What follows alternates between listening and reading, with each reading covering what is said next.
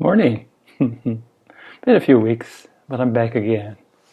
And today I want to address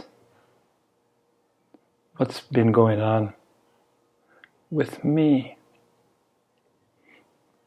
No matter how far you along your journey to self-discovery, there's always something that comes up. And recently I had occasion to talk about my views, my perspectives, my thoughts, my insights, be what they may, on higher education in Taiwan. And I speak with some level of expertise, having spent 15 years as a full-time lecturer in 3 different Taiwanese universities, 2 national and 1 private. So anyway, some level of expertise, and certainly not without my opinions of the time that I spent there. It basically boils down to 2 things. The kids, the students, my students are amazing, intelligent, and if given the proper opportunity, very, very creative. Even though they come from a sterile background, sterile in the sense that the seeds of insight, reflection, critical thinking, self-exploration are never sufficiently watered. And by watered I mean encouraged, or even permitted.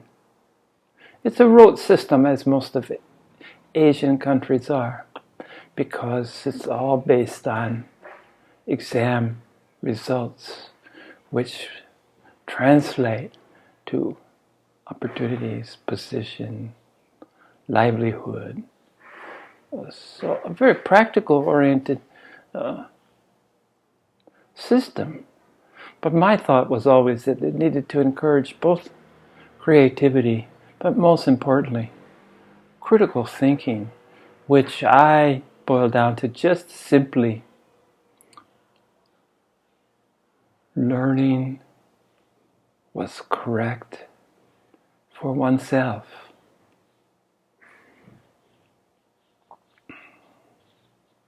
And oneself place in the universe, place in the world, place in their society,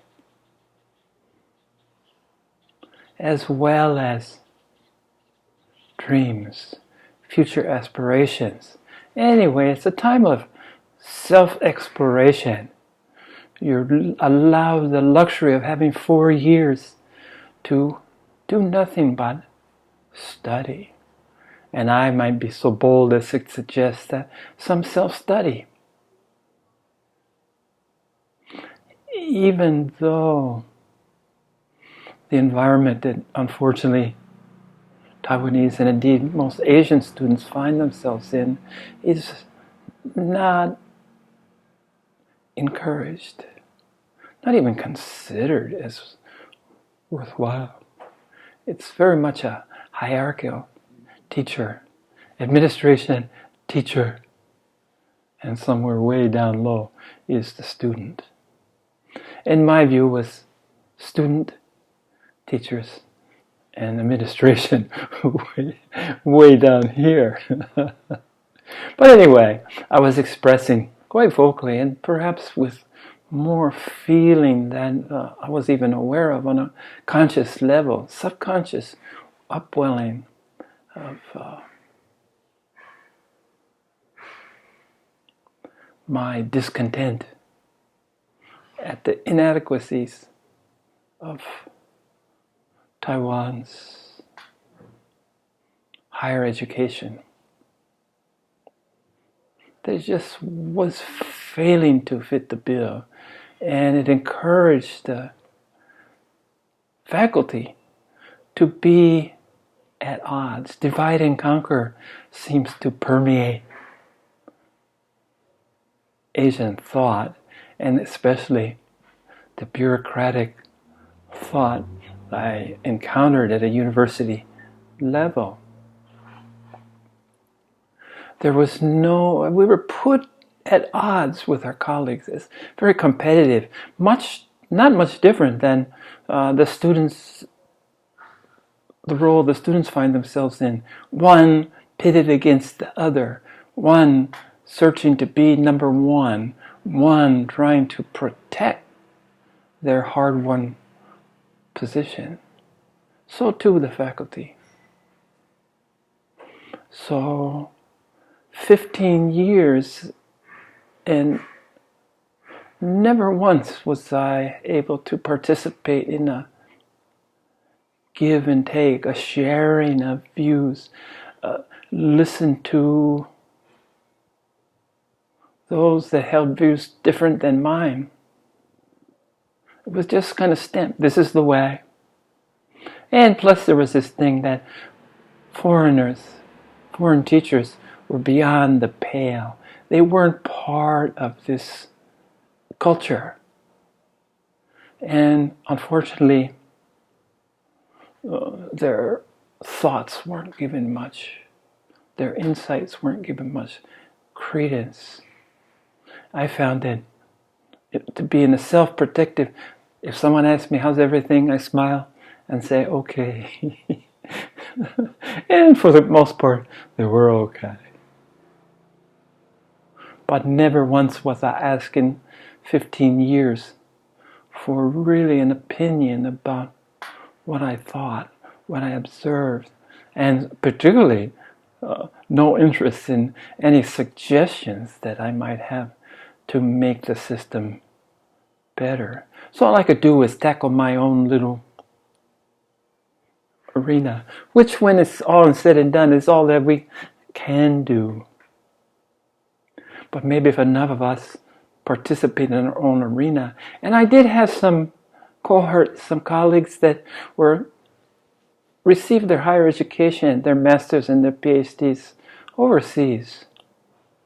In a Western country, I must say, England, US, Canada, Australia more and more. But these primarily younger instructors and professors had a different approach to their teaching. So there was always, and more, as it became more competitive to get positions at universities, more and more people had the opportunity to pursue their further studies overseas, which I highly recommended, and the results were nothing short of spectacular. The changes in perspective, the questioning of, for the most part, unassailable traditions and assumptions and processes. But anyway, having said all that, what I noticed is that I couldn't separate. I was passionate, emotive. So there's a little more to this than dispassionate discourse. I had some vested interest, some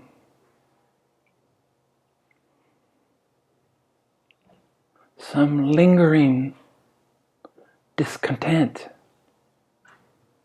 even as strong as disapproval. And also I didn't escape those 15 years without suffering from some prejudices. But as long as essentially I taught my classes, minded my own business, minded my own counsel. Above all, keep my cards close to my vest, in that I never verbalized with anyone any discontent that I might have with the system.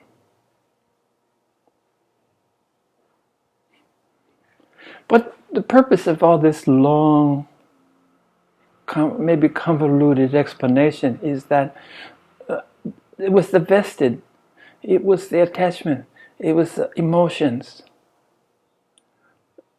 that welled up.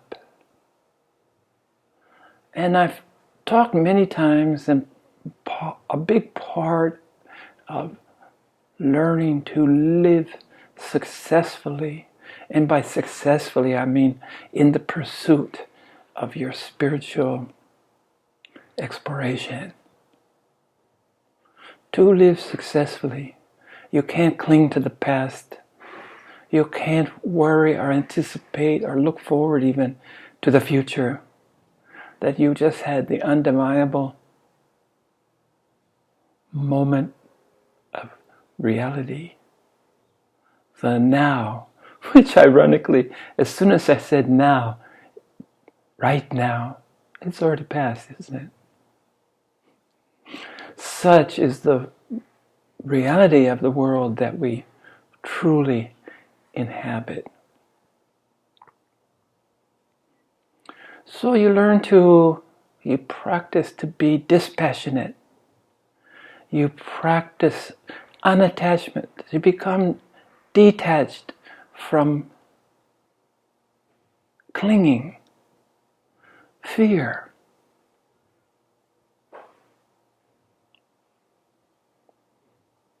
Because all of these upset your equanimity, which is the bench on which all further pursuit must firmly rest.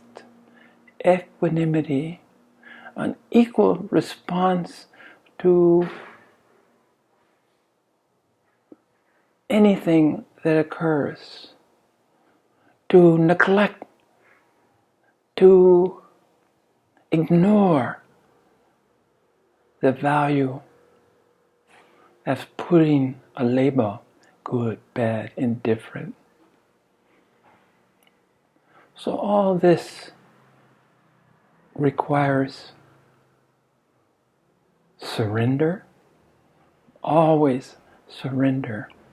And I'm going to talk today that you just don't surrender. Surrender is an ongoing, continual process. And I add the ing, surrendering. Surrendering the ego. Surrendering the mind's role as anything other than a evaluator. Anything other than, as I've said before, sort, file, and store.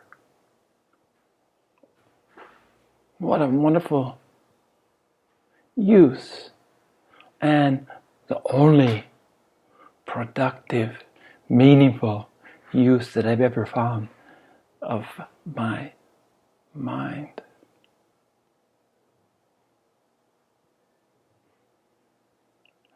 And along with this sorting, filing, and storing is the evaluation, taking information, gleaming it for knowledge, and the final wash, the final gleam is wisdom. And this is what you want to hold on to. And now once you have this wisdom, you want to make it available, accessible. And that's where sorting and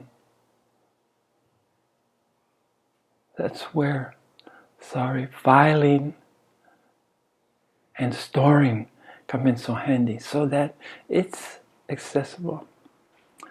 Everything that I need to know I will know it when I need to know it. And this is the result of this process that I put my mind through. And the funny thing is, what I found is that if I don't know it, I don't need it at that particular moment. And it will come to me, sleeping, walking, listen to music. It will pop right into my consciousness. And then I always say, maybe this is when I need it. So learning to not cling, not worried that there's so much to know that not only might you not be able to learn it all, you might lose what you've already considered yours, that you've already considered your basis of knowledge.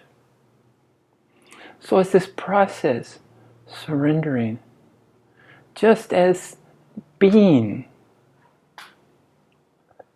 instead of be. It's a continuation. And this has been a wordy way to get to today's topic, which is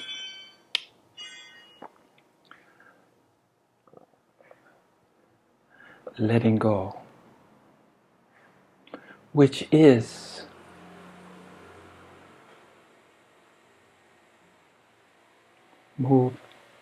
moving on, moving on. Take what you can from the moment, but don't overthink it or overbe it, because the next moment is already upon you much quicker than you can think. So before I was always into move on, learn this, learn that, suffered this, rewarded this, recognize this, experience this, embrace this, and it's time to move on. All memories, if they're not useful, or even if they are useful, accept them in the moment and move on. But move on is just like be here now. It should be being here now. Moving on. Surrendering. It's the ing form of the verb that is most appropriate, relevant, useful.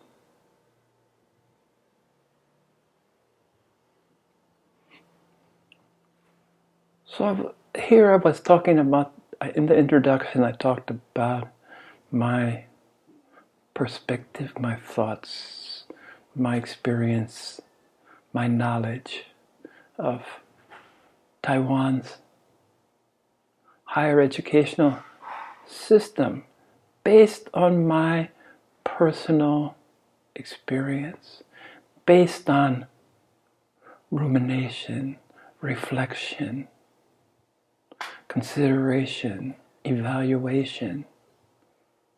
But the emotions that came up with that, the knowledge is fine, but it shouldn't be sullied. It shouldn't have feelings attached to it. If it does, it's an area for more work. And as always, if I'm going to be kind to the world as I find it around me, I must first, by necessity, start with being kind to myself. This includes embracing forgiveness, recognition, consideration, but ultimately embracing forgiveness. Okay, I didn't do so well, but I wanted to say tomorrow is another day, but it's not. Now will be a different now. So there's an opportunity to move on. And the entire process is under the umbrella of moving on. glean, mine, gather what's useful of that each particular experience. And by useful, I mean which contribute to your equanimity, which contribute to your silence, which contributes ultimately to your bliss, what contributes to your clarity. And discard the rest. I've talked before about the violet consuming flame, a practice that you cultivate by utilization, surrendering your karma. Karma is simply action. There's no good karma, no bad karma. It's all action. And any attempt to evaluate, to quantify or qualify is useless. Karma, our actions, influence us in that it contributes to who and what we are at any given moment. So cultivating this disposal of karma upon enlightenment, particularly if you're blessed with a teacher who assists you on this preparatory stage, usually involves at great sacrifice him accepting your karma, leaving you essentially karma free for just a fraction of a moment. Then, from then on, he's done. His role is done. He takes you to the precipice. He helps prepare you by accepting your karma, which he already knows how to dispose of. It won't do him any good to accumulate your karma on the top of all the karma that he's accumulating by just simply being in this body. Just by being alive.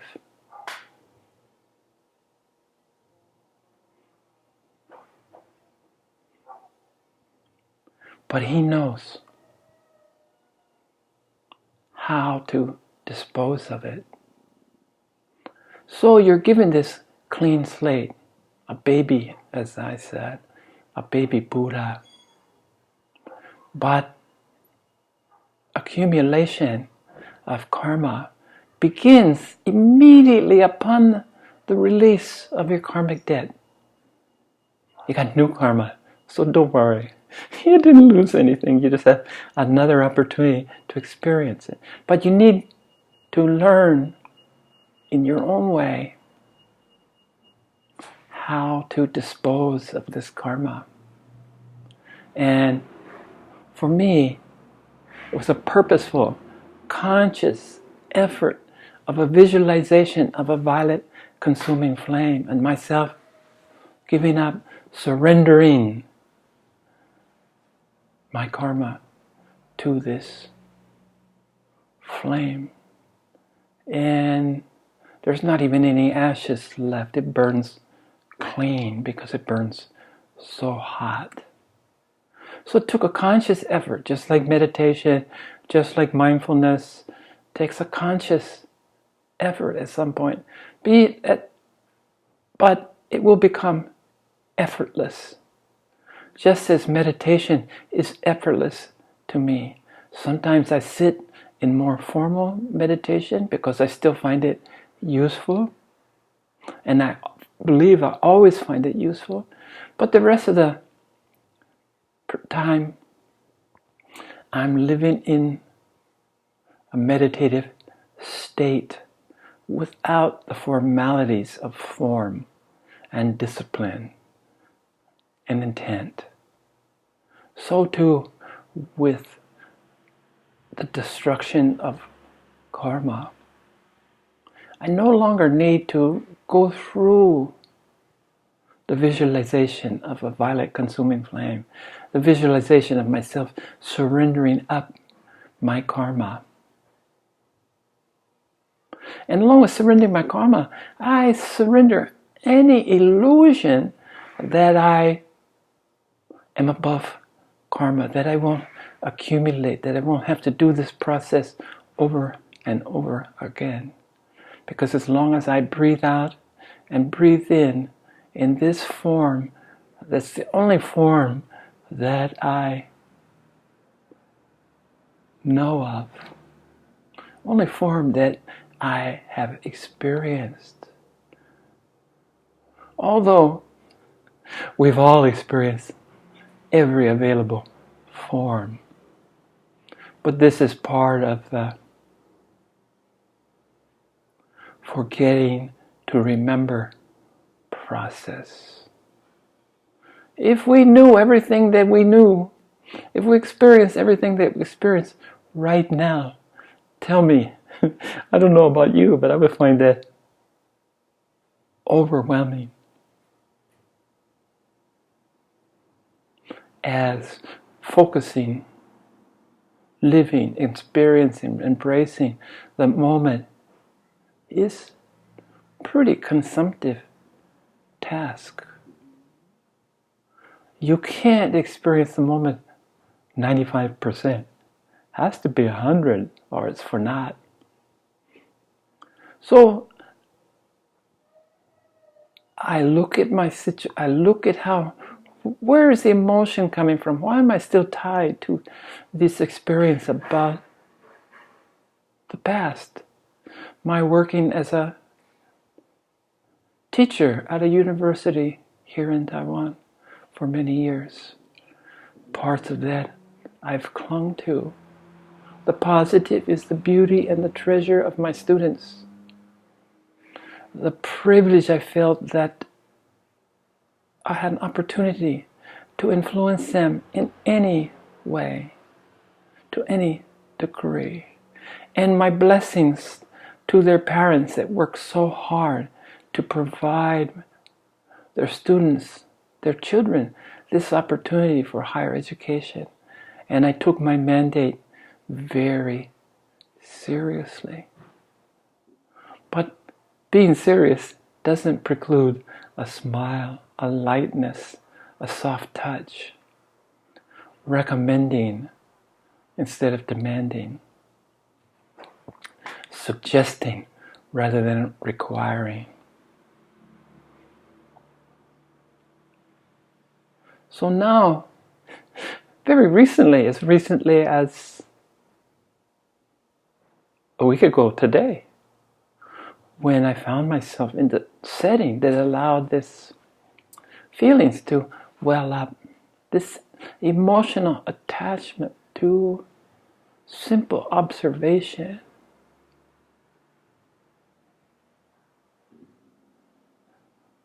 reminding me to observe, not to ignore, reject, but to recognize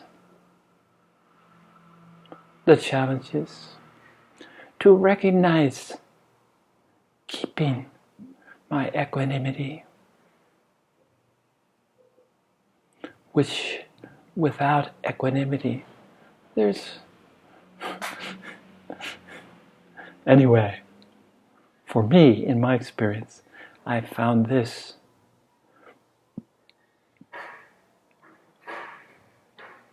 equanimity as the greatest blessing of my personal spiritual inquiry, my almost 60 years of searching.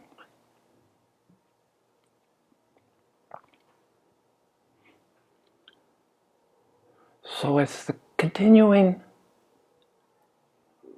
requirements of these processes. Surrendering is continual, as is moving on. When you get right down to it, what's your opportunities? Do you think it's possible to stay in one place? Just watch the flow of change all around you, and to consider, or even to laughingly expect to hold on to anything in this illusory, this world of Maya. You find out that the only thing that you can hold on to is what you are, a part of an infinite beauty, a part of an infinite intelligence, and a part of an infinite beauty, an infinite rhythm, an infinite reality, an infinite connectiveness, where all separation and division is seen as a trick of duality. As you embrace non-duality, as you understand the oneness, and again, understand becomes understanding, know becomes knowing, love becomes loving. It's a continual, hopefully progressive, all-encompassing effort, unavoidable, natural occurrence. It's the song of the universe. And within this song, within sound, the all-encompassing sound of Om, within sound, within sight, within experience, is the divine. And there just simply isn't anything else. This is it. This is how it has been, will be, should be, and most importantly, is.